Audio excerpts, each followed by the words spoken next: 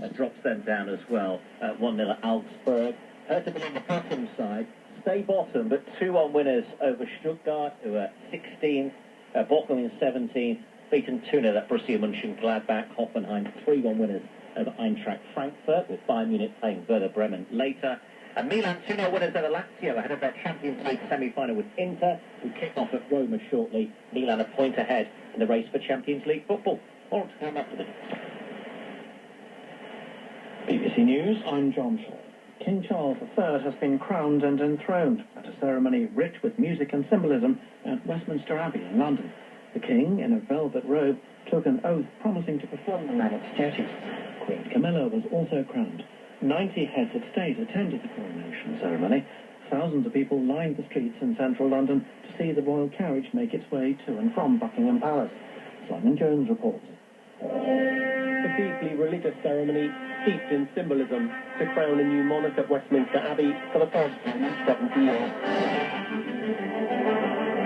As the gold St Edward's crown was carefully placed on King Charles's head by the Archbishop of Canterbury, the crowds watching on big screens on the Mall cheered. King Charles prayed that he would be a blessing to people of every faith and conviction. Prince William pledged allegiance to his father and kissed him on the cheek. The events culminated in an appearance on the balcony of Buckingham Palace by the King and Queen Camilla, and a flypast by the Red Arrows, the enthusiasm of the crowd undimmed by the wet weather. The police in London have been criticised for arresting several anti-monarchy protesters before the coronation. Human Rights Watch described it as something you would expect to see in Moscow, not London. The arrests following the passing of a new law in Britain this week to toughen the rules on public protests. One demonstrator, Ken Ritchie, condemned the arrests. I thought it was outrageous. I just feel that the absurd on board here, our protest is going to be much more visible because they have to actually clamp down and what are our rights to actually protest. Several hundred anti-monarchy protesters in London's Trafalgar Square booed repeatedly during the coronation service. This man was among them. I don't believe in hereditary monarchy, and I think this is costing a huge amount of money when lots of people are struggling, and the economy is falling apart, and the public services are awful, and we need to invest in that and not in Charles and his big party. There was a similar demonstration in Edinburgh in Scotland. The Iraqi Prime Minister Mohammed Shia al-Sudani has called for urgent intervention by the international community to help his country counter severe water shortages. Mike Thompson reports.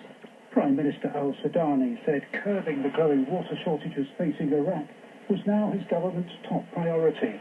In addition to the serious problems caused by insufficient drinking water, he said the lack of supplies for agriculture had caused a steep decline in crop production. The Prime Minister appealed to Turkey, the source of both the Tigris and Euphrates rivers, to allow more water to flow downstream to Iraq. He also announced that his government was planning to resort to the desalination of seawater to help ease shortages, a costly method that would take time to develop. World News from the BBC. The Chinese Foreign Minister has told Afghanistan's Taliban government that both China and Pakistan are ready to support Kabul with its economic reconstruction. Prime Minister Chen Gang called on the Taliban to embrace what he calls inclusive governance and moderate policies. He was speaking following talks in Islamabad with the Taliban's Foreign Minister Amir Khan Muttaqi.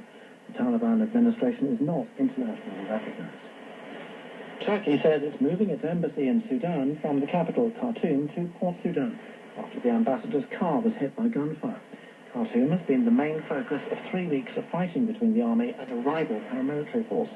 There are fears that it could develop into a full-scale civil war. Turkish diplomatic sources say it's not clear who fired at the vehicle. They add that no one was injured. A group of Rohingya refugees in Bangladesh have said they don't want to return to Myanmar following a visit to their homeland. Most of the Rohingya fled in 2017 because of attacks by the Burmese military. Michael Bristow reports.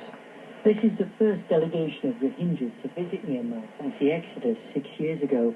They went back to check on preparations for the repatriation of 1 million refugees who are currently living in crowded conditions in Bangladesh.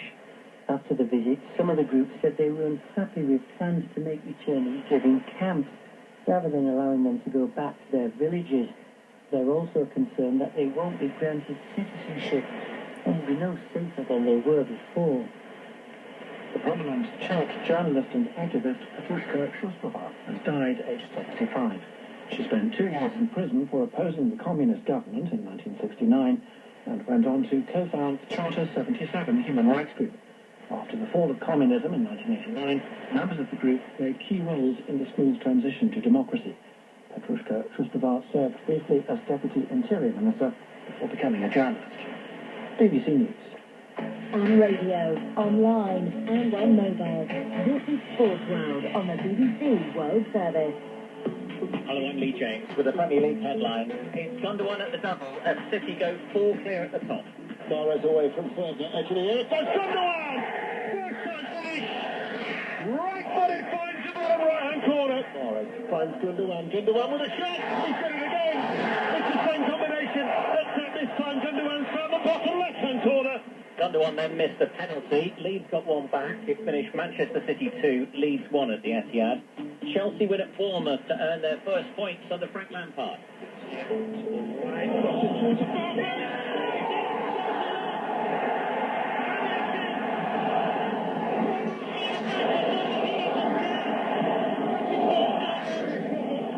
Harry Kane's goal gives Tottenham victory over Crystal Palace, and Wolves bounce back from last week's thrashing at Brighton to defeat Aston Villa. Sports World, Premier League Saturday, live with Lee James. With one more Premier League game to come, Liverpool take on Brentford, with both teams eyeing up European football next season. But how do the managers rate their chances?